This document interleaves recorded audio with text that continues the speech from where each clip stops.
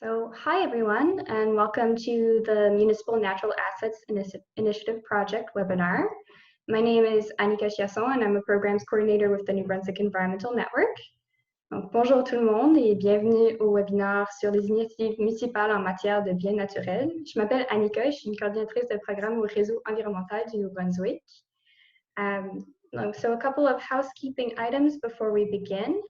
This presentation will be in English, but we do have simultaneous translation available if you need it. So please ensure that you're listening to the proper channel. That functionality is in the bottom right of your screen if you're using a PC. The presentation is going to be around 45 minutes with a 15-minute Q&A at the end. So feel free to type your questions in the chat during the presentation so you don't forget them. And if you have any clarifying questions as well, you may type them in the chat. This presentation is going to be recorded and it will be made available at a later date. Donc, quelques petites choses avant qu'on commence. Cette présentation va être en anglais. Donc, si vous avez besoin de la traduction simultanée, il suffit de cliquer en bas à droite si vous êtes sur un ordinateur et sélectionner le bon canal pour avoir la traduction. Donc, la présentation va être environ 45 minutes, suivie de 15 minutes de questions et réponses. Mais sentez-vous libre de taper vos questions dans la chat pendant la présentation. Également, cette présentation va être enregistrée et on va la rendre disponible plus tard. Without further ado, I would like to present our speaker, James Borneman. So James is the Geomatics Manager at the Southeast Regional Service Commission in New Brunswick. His team uses a wide range of technology to provide maps, spatial analysis, and science-based information in support of land use planning and related services, such as asset management and recreation. James holds a Bachelor of Science in Geomatics Engineering and a Master's of Science in Forestry. He began his career working on academic research projects related to climate change adaptation and flooding in water, forest, and wildlife management. James regularly collaborates with community, academic, and NGO groups is on the steering committee of the New Brunswick Climate Change Adaptation Collaborative and a founding member of the Maritime Natural Infrastructure Collaborative. So with that, over to you, James. Thank you very much for the introduction. I'm going to share my screen now. Just 1 second, I'll put it in presentation mode. And I'm also just going to make sure that I can see any messages that might come in for chat. Okay, great. So first of all, I would like to, it's great to be here, and I'd like to thank the New Brunswick Environmental Network and the BRACE for giving me the opportunity to talk about this topic of natural asset management and the recent experience that the Southeast Regional Service Commission just had in conducting 2 pilot projects with the Municipal Natural Assets Initiative in our region. Through these pilots, we're really trying to understand the value that natural ecosystems provide to municipality to provide core infrastructure services such as drinking water and stormwater management. So we're very much, you might hear about various terms of green infrastructure that may be semi-built or that mimic nature and are engineered in nature, but we're really trying to understand the value of natural ecosystems. And during my presentation, I'm going to focus on the process that we use to evaluate the forests and wetlands in these communities, and I'll focus on the science-based results. If you've got questions about the policy and how we're implementing them, that's more of the other my colleagues I work with who are working in those aspects. I'd be happy to try to answer your questions during the question and answer period. So I'll start my presentation just giving a brief background about why this Southeast Service Commission was interested in this work, give a brief introduction to natural asset management and why it's important, discuss the 2 different pilots, and then just sum up with key findings and some next steps before moving to the question and answer period. So The Southeast Regional Service Commission provides planning and related services to 13 municipalities and surrounding areas in Southeast New Brunswick, right on the border with Nova Scotia. It's quite a large area, about the size of Prince Edward Island or the Greater Toronto area. But one advantage we can see, as you can see at this map, it's very green. So there are a lot of natural assets that can be utilized and can benefit, that not only have value in and of themselves, but can provide values to communities. So that's an opportunity that we have in the region. Our interest in natural assets really came out of our efforts in climate change adaptation. For over 10 years, we've been working with communities in our region to adapt to the coastal flood risk, considering sea level rise. So almost all of our coastal communities have bylaws in place to ensure that new development is adapted to the future flood risk. And a couple of years ago, we got interested in expanding the areas of adaptation to flooding inland to also include freshwater flooding. And during this time, we commissioned a report called the Blue Zone Report that a researcher, Melanie Gillette, helped write to kind of come up with a roadmap to adapt to inland flood risk. Because it's very different in nature than the coastal flooding.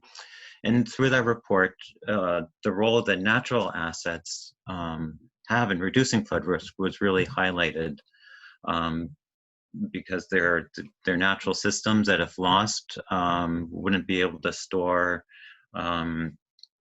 attenuate, and slow down floodwaters.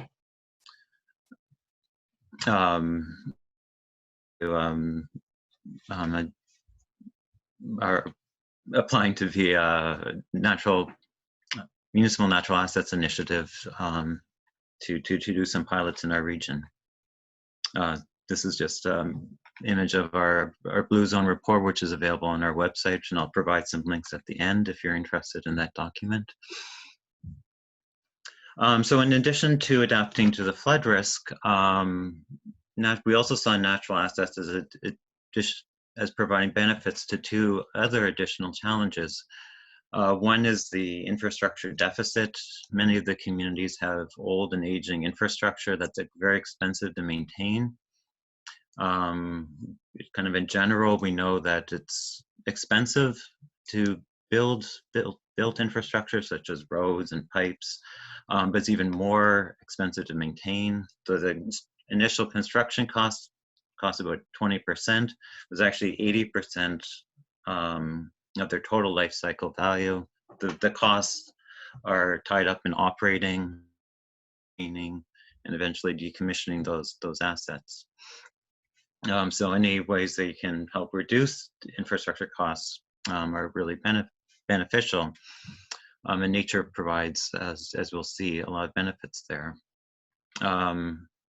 And then we've also observed that there's high rates of wetland and forest loss in and around municipalities. And this seems like a missed opportunity to utilize their ecosystem services.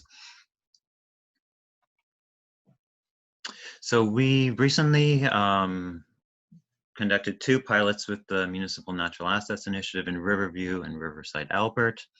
And I just wanted to, they're located here on this map.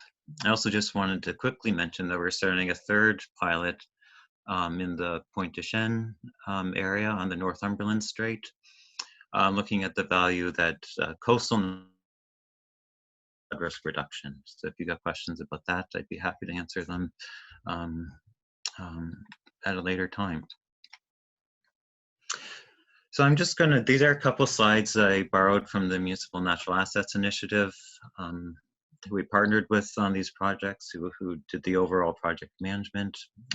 Just to give you an idea of the motivation behind this work. So they developed out of work initially done in Gibson's, British Columbia, where they kind of came up with these core ideas of the value of nature. They identified that nature can be one of our most vital assets. And I think if you think of, to just think for a minute, if all of the forests and wetlands and natural assets were lost, you know, they wouldn't have a role to play in slowing down floodwaters. When it rains, you'd have 100% runoff. You'd have to treat that runoff for drinking water. So without them, they play a very important role, but they're generally undervalued within municipalities. And as in the Gibson's case, natural assets are actually a central portion of their infrastructure system, and are more, they found them to be more resilient than engineered assets to changes in our climate, rapidly changing climate. So what the M&A does is they recognize that natural assets can deliver core services. So forests and wetlands provide ecosystem services such as filtering water that can then be used as a good and service by the community, such as clean drinking water. These natural assets can be managed just like engineered assets to deliver a desired level of service over time. But there's also this recognition that this just isn't happening across municipalities, and green spaces in general are utilized for a very narrow range of services, mostly parks. Again, this slide just highlights that a lot of the infrastructure in Canada is in a poor condition. So utilizing nature's services, having a greater reliance on them can provide a cost-effective way since they already exist. And as our climate's changing, we really need to think about more resilient ways to manage flood risks, especially in Canada, especially in Atlantic Canada. Precipitation is expected to increase. So if we can plan our communities in ways that utilize natural areas so they can provide multiple benefits, including flood risk reduction and stormwater management, there's a huge potential. The MNAI has conducted 11 pilots across Canada so far, and they're working with a number of other communities to replicate these methods elsewhere. So together with Gibson's and the M&A, this strategy of understanding the value of nature in the same way that has already been established for understanding and managing engineered or built assets. This kind of asset management framework has been applied to engineered assets for many years, and it's just really tweaking some things to make it apply to natural assets. So it's following a very rigorous and well-established process. This process is kind of summarized in 4 phases here. The phase 1 is to understand what your asset is, so creating an inventory of your assets. So for natural assets, it's your street trees, forests, wetlands, etc. Getting information about what condition they are, and then doing an assessment to understand the level of service that these natural assets provide. So is it meeting the community needs? And the way that the MNAI goes about evaluating these natural assets is by modeling, if these assets were lost, how much you'd have how much it would cost to replace that service with an engineered asset. And then through that modeling approach, you can understand the value and risks associated if they're lost. And then they develop after that economic analysis, then you can create an operation and management plan to manage these assets into the future. The M&AI started with a cohort 1, so these were 5 communities that were really trying to apply the kind of these concept applied in Gibson's across Canada, and these really focused on stormwater management services in these 5 communities.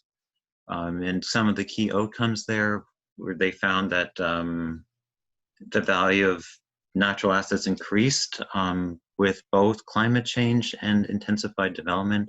So they can indeed provide a valuable asset in the future as well as today.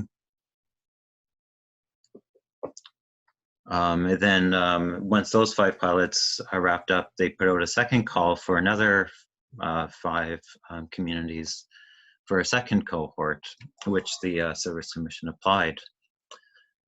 And were successfully chosen as one of the 5 regions across Canada. And this is just a summary of the projects, which I'll go into detail for our 2 pilots, and RiversideAlbert and Riverview. But here they also expanded the range of services they were looking at. So instead of just looking at stormwater services, they expanded the municipal services to also include water quality improvements and drinking water, as well as expanding upon the co-benefits that nature provides. In addition to just the infrastructure services, we know that nature can provide which is very tourism, recreation benefits as well. Yeah, so now I'm going to jump into the projects in Riverview, starting with Riverview. Just before I get there, I just wanted to throw up this kind of spreadsheet. You don't need to worry about the details, but I just wanted to highlight that this process really involves a lot of different players in specialty.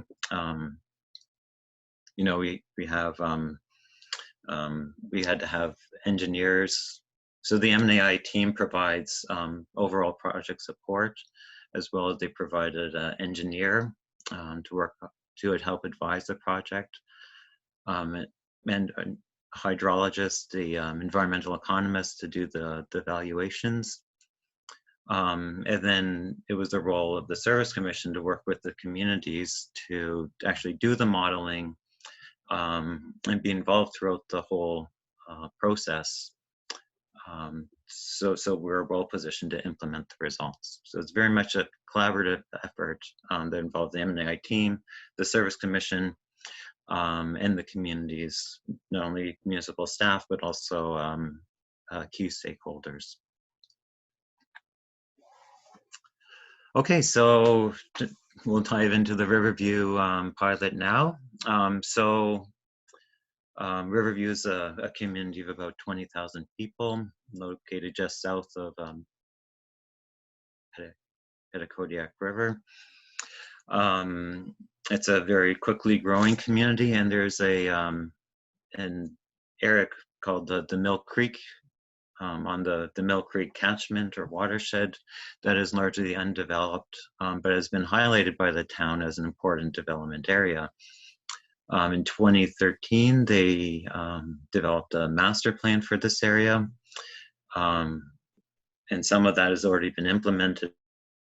A nature park, but it also highlighted the potential for significant commercial, recreational, and residential development in this area.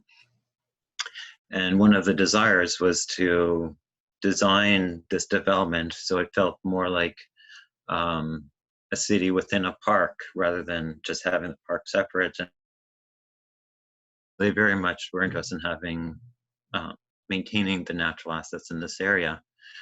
However, one limitation of this project is that the stormwater was to be managed through engineering ponds, and actually all of the wetlands in the area that were unmapped at the time built over in this plan. So the town is very interested in working with us and the M&AI to explore the value of the wetlands and forests for stormwater management and see if those services could be developing a new land use plan for this area. We also looked at co-benefits of recreation and the potential of the forest to mitigate carbon. But I won't touch on these aspects in this presentation due to the time limitations. So just to give you a bit of a sense of the project area, the Mill Creek watershed is about 50 square kilometers in size. The upper watershed is located outside of the municipal area. The land use there is primarily forestry. And the red outline, as you can see, is if we zoom in on the right to the study area, is the proposed development area. Kind of the areas to the north and to the west are slightly have some development in them, but for the most part, the area outlined in red has very little development other than an operations center that was built a few years ago. So again, the overall goal of the project was to minimize the built stormwater management infrastructure through the use of natural assets. So if we break this down, there were kind of three objectives we wanted that would help support this. First was to create a natural asset inventory and condition assessment to make, so we know what natural assets are there, and so we can understand their value. It's the first, you need good information to make good decisions. Oops. Yeah, so then through a modeling exercise, we would then evaluate the natural assets so we know how much water they can store for stormwater management. And again, we're also looking at the impacts from upstream forest activities but again, I won't focus on that in this presentation, but it's in the final report. So this is a timeline of kind of how the project rolled out. It rolled out almost over a 2-year period. So we had a project launch in May of 2018 where we got all of the project partners together in a room so we could develop a kind of scope out the project and have a shared understanding of of what our objectives are. We then went into data collection phase, which took good part of a year. There was a very a large component of this project. Once we had all the data collected, we met with the town again, the senior staff, to kind of develop a future land use scenario and finalize what our outcomes would be. We then conducted the modeling in-house under supervision of the M&AI team. Then we passed off results to the M&AI team who conducted the economic valuations. And then the final reports were just released in February of this year. And kind of since then, we've been working on implementing results. So as I mentioned before, the data collection phase was a very resource intensive phase. We're really trying to understand the functioning of these ecosystems. So, there was a fair bit of field work to understand the size and shape and structure of the watercourses and the floodplains. Also recorded water levels over time, the model, and we also established a weather station together with the University of Moncton, who provided that equipment. So we had some on-site weather data. since kind of micro weather patterns can even differ from the nearby Environment Canada station in the Moncton Airport. And then we also collected a lot of land cover data. For this, LiDAR was very important. And we also combined that with satellite imagery to identify vegetation, and also used existing data sources on the location of wetlands and other hydrological features. Kind of based on this land cover, we established an asset inventory.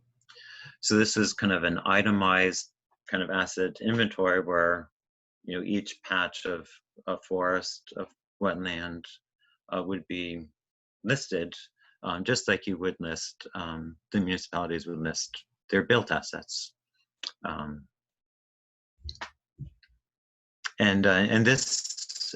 when we created this, we made the decision to group the natural asset inventory by subcatchment. And the reason we did this was really because this was a meaningful unit of analysis for when you're thinking about how water flows throughout an area, like the catchment, the subbasins identify discrete drainage.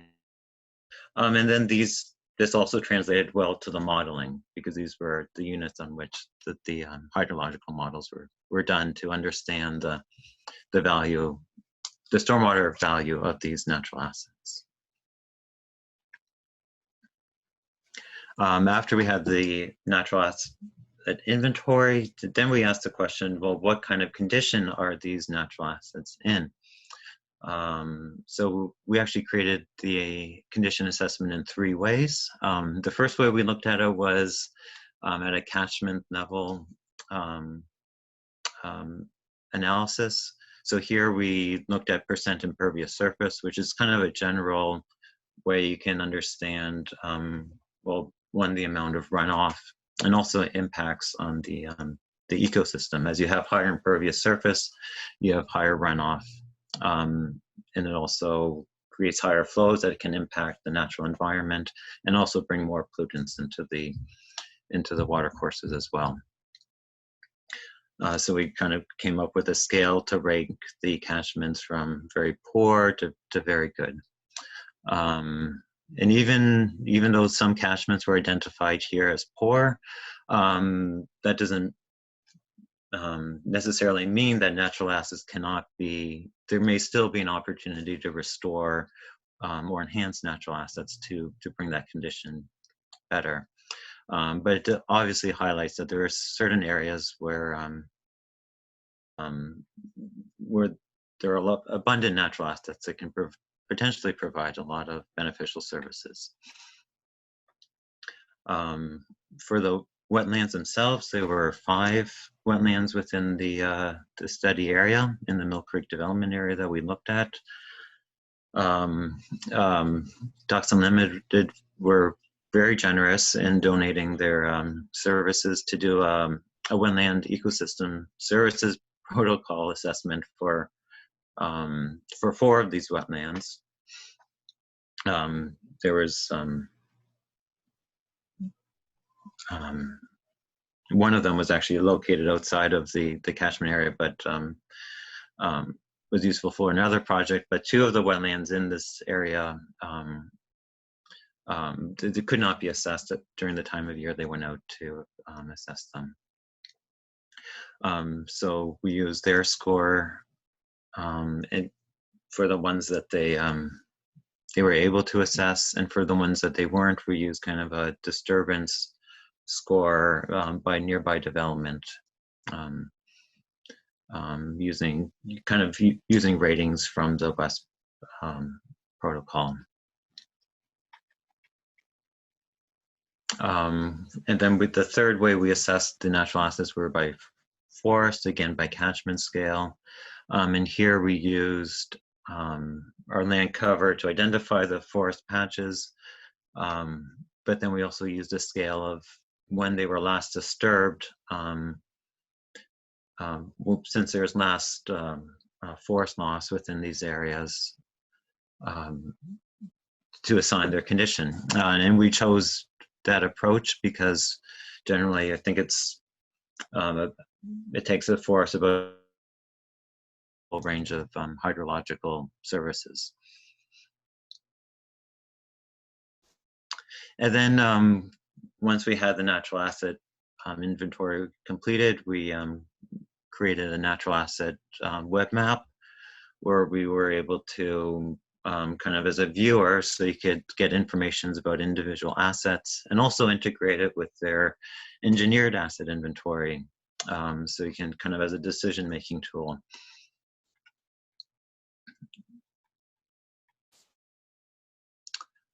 Okay, so the way that one of the important parts of this process was to understand the scenarios in which we want to understand the natural assets. We did want to understand their value today, but even more importantly, we wanted to understand their value in the future with both climate change and also future development. So we worked with the town to develop the future land use scenario, kind of based on that 2013 master plan. And then we chose a focus on the two different return periods for precipitation events. We the 5 and 100-year return periods. And the reason we did this was that they corresponded to how they designed their engineered infrastructure. So the 5-year return period for a storm, so these are kind of a storm you'd expect to have once every 5 years on average, or a 20% chance of happening in any given year.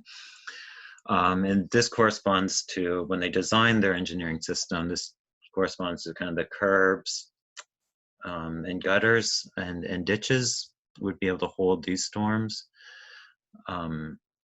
And then for a major storm, this would be a 1 in 100-year storm. And the kind of the top of the curb, so your streets would fill up, your ditches would fill up, your engineered ponds would fill up. So all those engineering systems are designed to 1 in 100-year event. So that's why we selected those return periods. And then should just mention that we also looked at for the future climate, we were looking at the year 1 in 100 because that corresponds to our long-term planning efforts to map floodplains and adapt to flood risk. Okay, so once we had all this data, we knew the condition of the assets, then we moved on to the modeling phase. And here we used HEC HMS software, which is a freely available software developed by the Army Corps of Engineers in the US and is widely used by engineers. And this was an event-based model, so we looked at precipitation over a 24-hour period, both for those 1 in 5 and 1 in 100-year events. And this is just an example of some of the results that we got for the 1 in 100-year events. So what we did was we modeled current development with wetlands, and we saw what their peak flow would be for that 100-year storm, both today and in the future with climate change. And the flows are climate change. And then we also ran the same kind of model, but without wetlands, to understand what their value would be. So in both today and in the future climates, the peak flows increase because we didn't have that storage capacity of those wetlands. And then you can develop this contribution, understand the contribution that these wetlands provide. And then we did the same thing with the proposed development areas. And just looking at this chart, it's not meaningful unless you're a hydrologist or an stormwater engineer. And it definitely wouldn't be very useful bringing this information to staff, municipal staff or council. So this is where the M&I team, their economic team, really was quite beneficial. You know, they translated those flows into what it would actually mean if you had to replace those wetlands with an engineered system. So the first thing they did was just say, okay, if the entire wetland was lost, how much would it cost to replace with the engineered pond? And they came up with the four wetlands within the area had a value of over $6 million, which is quite a substantial amount of money for a fairly small municipality. And certainly makes the case for trying to develop around them and utilizing these services. But this, again, this value wasn't very meaningful from a regulation context, because in their stormwater bylaws, they're only required to, for new development, to adapt not only to the entire capacity of the wetland, but only for designing for the 1 in 100 year return period with climate change. So when we just looked at the 1 in 100 year system for the major system, we found that the wetlands still had a very important value. They had under current climate conditions, they had a replacement value of 1.4 million that increased to 2.3 million under the future development scenario, because you have more runoff due to the forest loss within those development areas. And then even under, when we factored in climate change, there was an additional $0.3 million on top of that the wetlands provide. So the wetlands provide not value today, but their value increases both under climate change and future development. Now, the other thing, I won't go into all the details here now, but one of the other things we wanted to look at was what the life cycle costs were of the wetlands in comparison to engineered, if you did replace them with an engineered system. So I'm just going to skip to the next slide and just draw your attention to the bottom line. So what this is showing is that there's 3 scenarios. One is if we maintained the wetlands and created smaller engineering ponds to manage the runoff, because in some cases the wetlands themselves can't, they can't, they can't accommodate our larger flows due to increased development and climate change. So if you build smaller ponds, you still are looking at life cycle costs to operate and maintain and replace and refurbish your engineered ponds over a 100-year period of about 5.5 million. And if you replaced all the wetlands, that value jumps to 6.7 million. So we were also interested in looking at, okay, what if you could enhance the ability of the wetlands to store some additional water? And so we made some assumptions here, but the kind of looking at some relevant examples from across Canada, this value drops to under $500,000 over a 100-year period. So again, this points that natural assets can save you municipalities a lot of money over the long term if they're managed properly to a desired level of service. I just threw this in as a tool, kind of as we're explaining these results to different stakeholders. This is a web-based tool. They can click on a scenario and kind of can explore the results both in terms of flows and in terms of monetary value.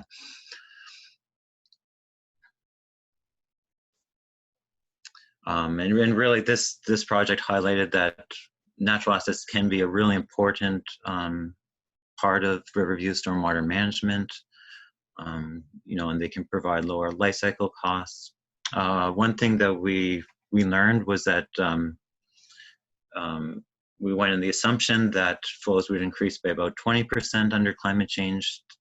Through the modeling, we've discovered it's more like 30%. So that's important information for their stormwater bylaw.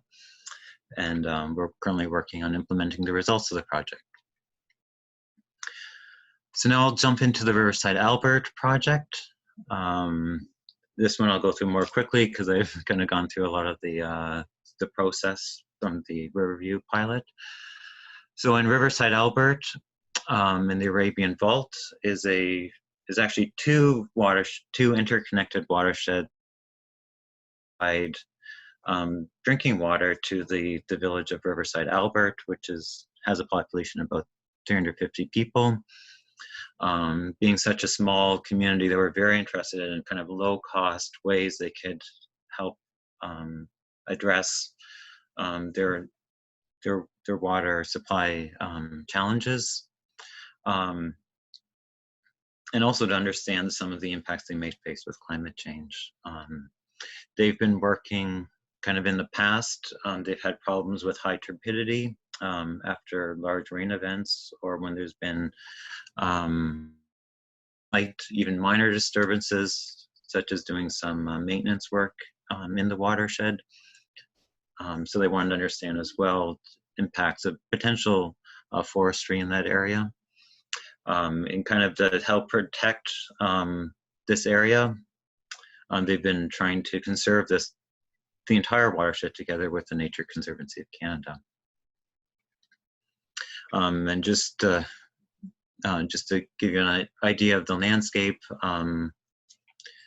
there's most of this land at the time of the study was private, although I know there's some additional conservation efforts ongoing since then, so that might have increased a little bit. There is some conserved land. The municipality has rights to manage where some engineered ponds are, and there's a large section of crown land. So they have very little control over much of this watershed, which is why conservation was such an important, identified as such an important aspect. Just to give you a sense, way back when the drinking water supply was first established, a pipe was built to connect two watersheds from one pond in the upper watershed to the lower watershed. This is more of this was a very challenging issue to model, so I just wanted to point that out. And again, really our goal here was to understand the forests for their drinking water supply and quality. So we kind of went through the same nearly 2-year process.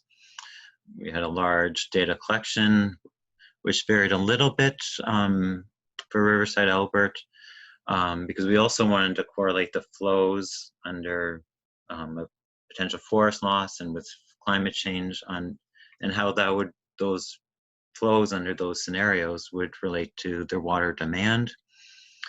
And we also wanted to correlate kind of these flows to the risk of the chance of boil water advisories.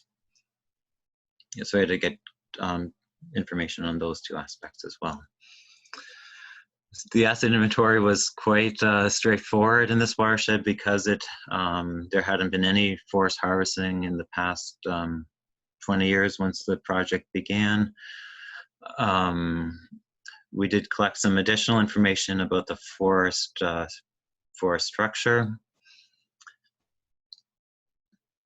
in case that would be useful for modeling.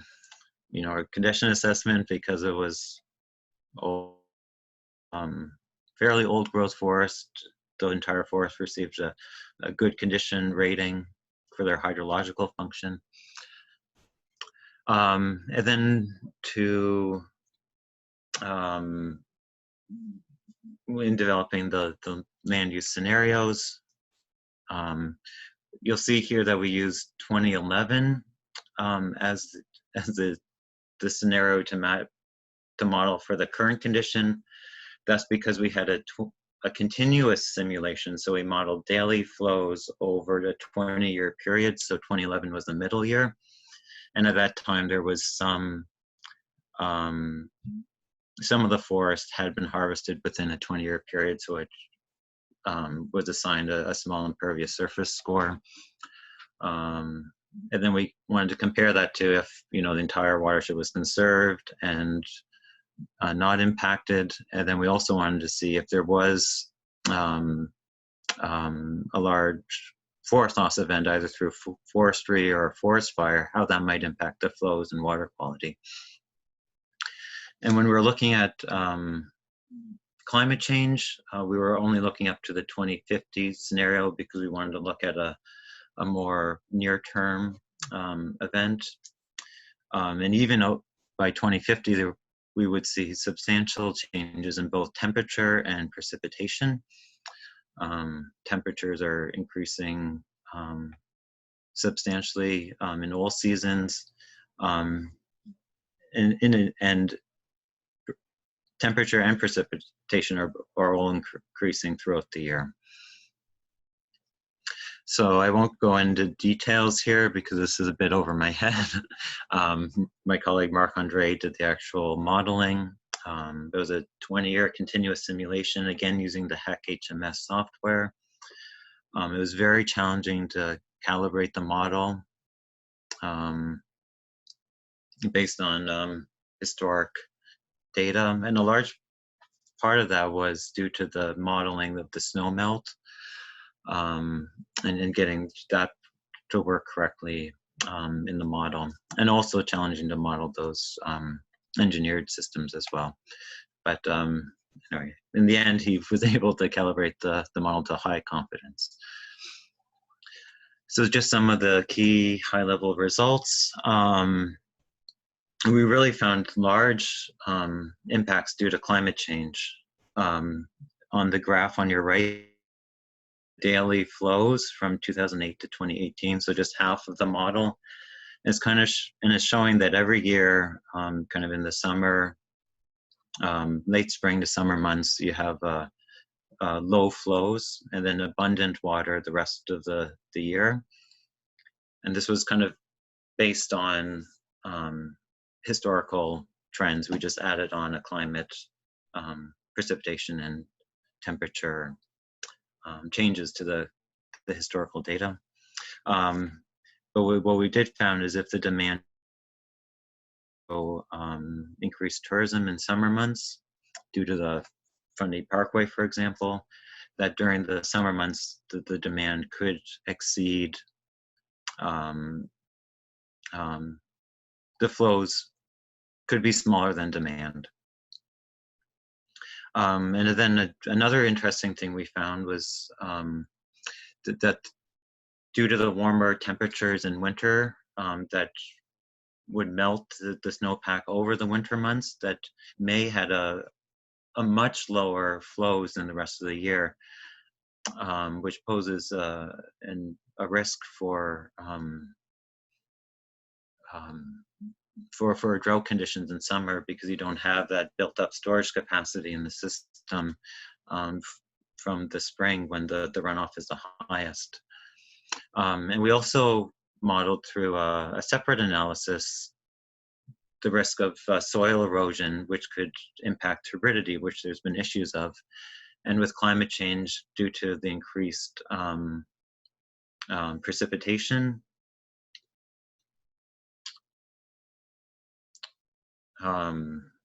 you would see soil erosion, which would be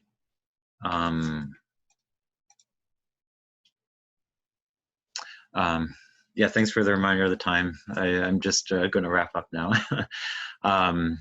Yes, with climate change, especially together with forest loss scenario, the risk of water contamination is very high. So here, once we gave the modeling results back to the M&I team, they came up with some replacement cost value for if the the drinking water was unsuitable, either in a long term, such as under that poor water quality scenario, or under short term. And so if that forest was not available, the village would be looking at up to $1.2 million to come up with a replacement water source, which is extremely high for such a small village.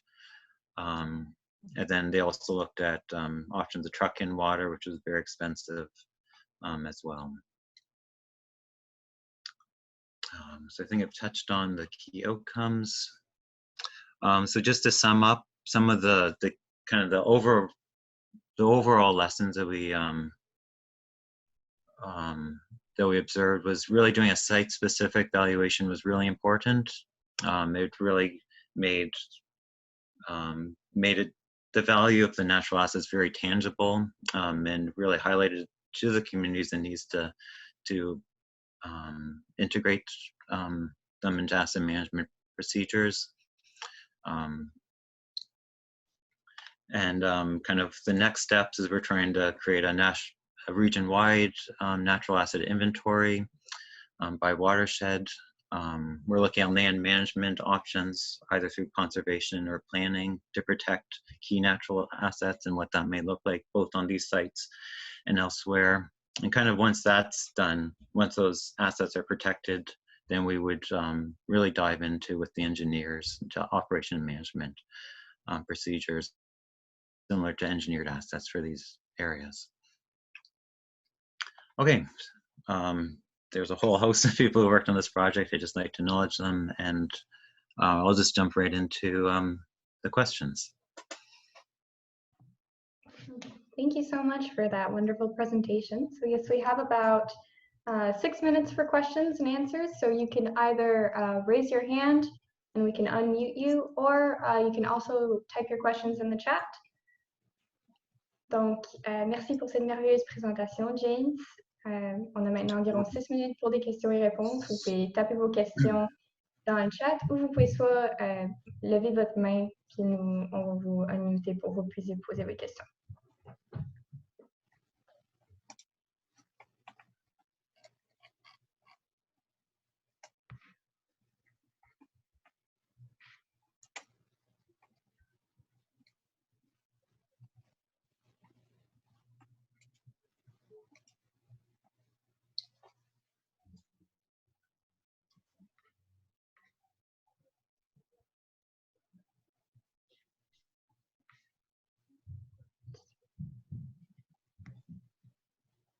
Seems like we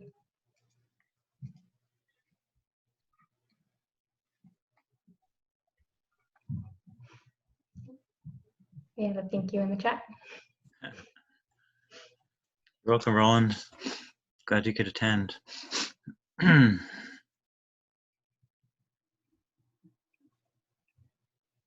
I'm not seeing anyone typing anything or any questions. I'm gonna give it maybe another 30 seconds just to make sure somebody's not furiously typing. Oh, there you go. We have a question from Lee. Could you comment on the reaction of private landowners to the idea of conserving their forest land?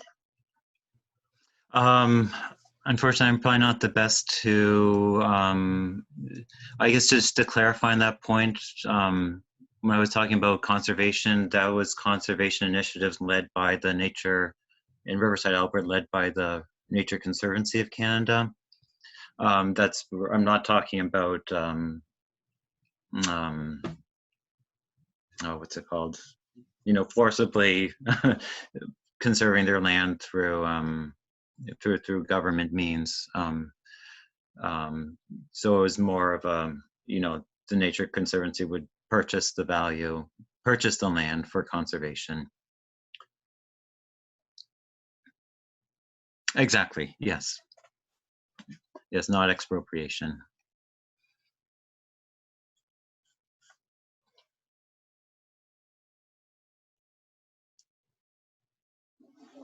Great. Any other questions?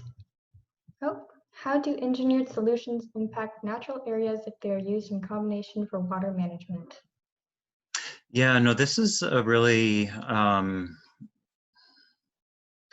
mean, I really see them. I mean, engineering solutions can be detrimental to natural assets if they're not designed properly. You know, there's what's known as the urban stream syndrome, where if flows aren't managed, they can cause significant erosion to natural areas. But if designed properly, I believe that really engineered and natural solutions should work together, because especially in urban areas where the increases in flows can be quite large. So I think it's important to get the engineers and those, you know, environmental NGOs and economists or ecologists together and hydrologists to design these systems together.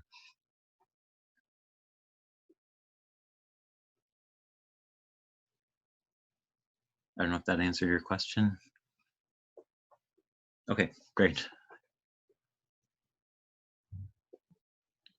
Any other questions, comments, d'autres questions, commentaires?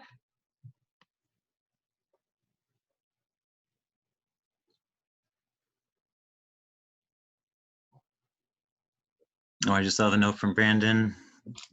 You're welcome. And I should also mention I had their logo on some slides, but we did receive funding from the Environmental Trust Fund as well in support of this project. So thank you for the ETF, the folks of the ETF as well. You were also consulted on this project. We have two other comments here. Conservation of land by the Nature Conservancy of Canada and the Riverview and Fault area and the Caledonia Gorge is ongoing as both opportunities arise and fundraising makes it possible. That's right. Yeah. Also interesting work. Hope to see more of this happening in New Brunswick. Yep. No, and it already is. There was another pilot in Riverside or Florenceville, Bristol.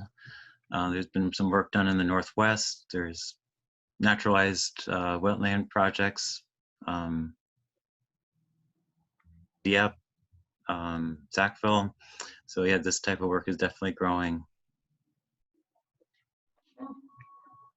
All right, so I think that probably wraps up our questions and answers, but I assume that people can ask you any follow-up questions via your email. Yep, no, that's right. I included that on the screen there in my email, and also included some resources in case you want to see the final reports or learn more about the Municipal Natural Assets Initiative. Perfect, so we'll be sure to circulate that. So thank you once again, James, for this great presentation, and thank you to everyone for attending and asking questions. We really appreciate it. So have a great day, everyone. All right, take care, everyone. Bye. Bye.